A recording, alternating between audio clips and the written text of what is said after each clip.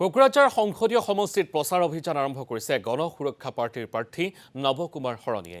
সমষ্টিটোৰ পৰা তৃতীয়বাৰৰ বাবে জয়লাভ কৰিব বুলি দাবী নৱ শৰণীয়াৰ।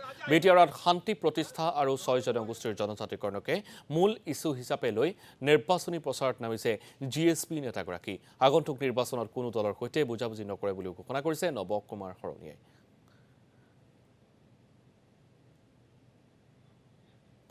আৰু এই মুহূৰ্তত ৰিনয় বসুমতাৰী আমাৰ সৈতে আছে। ৰিনয় বসুমতাৰী, মই আপোনাৰ কাষলৈ গৈছোঁ। কি ক'ব, প্ৰস্তুতি কেনেকৈ হৈ আছে? থাৰ্ড পেছৰ আমাৰ ইয়াত হ'ব প্ৰস্তুতি খুবেই সুন্দৰ। অলপ কনফিউজন আছিলে ৰাইজৰ, কাৰণ জানে আপোনালোকে আমাৰ বিৰোধীবিলাকে বহুত চেষ্টা কৰিছিল অন্যায়ভাৱে আমাক ৰখাৰ কাৰণে, কিন্তু অলৰেডি হাইকোৰ্টে যিটো জাজমেণ্ট দিলে, আমাৰ ন্যায় ব্যৱস্থাৰ প্ৰতি আগতেও শ্ৰদ্ধা আছিলে, সন্মান আছিলে, আজিও আছে, ভৱিষ্যতো থাকিব। আৰু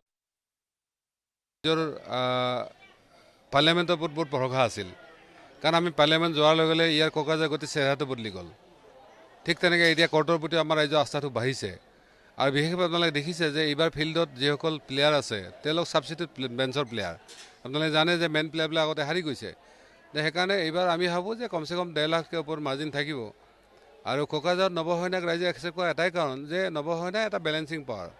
ইয়াত বিভিন্ন জাতি জনগোষ্ঠীৰ মাজত যিখিনি এটা ভাতৃত্বভাৱ গঢ়িছে, সৌহাৰ্দ্যপূৰ্ণ সম্পৰ্ক গঢ়ি উঠিছে লাহে লাহেকৈ, বা শান্তিৰ পৰিস্থিতি আহিছে, ইয়াত মই ন' ডাউট বহুত ষ্টেক হোল্ডাৰ আছে, কিন্তু তাৰ ভিতৰত নৱ শৰণীয়াই এখন শাকৰ নিচিনা কাম কৰিছে।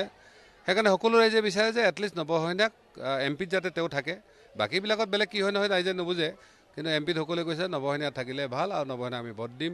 আৰু ময়ো বিচাৰোঁ যে অকল এজন মানুহেতো কেতিয়াও এমপি হ'ব নোৱাৰে, যদি ৰাইজৰ আস্থা ভৰসা বিশ্বাসটো থাকে। কাৰণ আজি আপোনালোকে দেখিছে যে আমি 10 বছৰ ৰাইজৰ লগতে আছোঁ, আৰু তেওঁলোকে জানে আৰু 5 বছৰ আহিলেও ৰাইজৰ লগত থাকিব।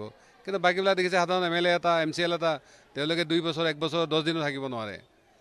কিন্তু আপোনাৰ যে মেইন আছিল এজন অবৰহলৈ যে 2014-2019 কোকৰাঝাৰ জিকি গৈছিল, কিন্তু এবাৰ জন দাসো কোকৰাঝাৰত খেলিব, ইয়াৰ বিষয়ে কি ক'ব? চাওক, 2014 চনত জন দাস ইয়াতে নাছিল, তেওঁ আচলতে গুৱাহাটীৰ ল'ৰা, যদিও আমাৰ কোকৰাঝাৰৰ হয়, তেওঁ গুৱাহাটীতে থাকে। 2014 পিছত আমাৰ যেতিয়া অভাৰৰ ডিভিজন আছিল, তেতিয়া তেওঁ অভাৰৰ দুটাক এটা কৰা ভাগত আহিছিল, কিন্তু তেওঁ 3 নম্বৰ অভাৰ এটা খুলিলে।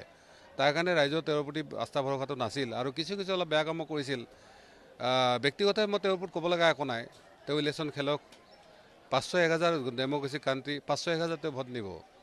যিখিনি মানুহে আমাক হয়তো কেতিয়াও কোনো কাৰণে ভোট নিদিয়ে, সেইখিনি ভোট তেওঁক দিলে মই বেয়া নাপাওঁ, কাৰণ সেইটো আৰু বেলেগ বিৰোধী যোৱা সলনি।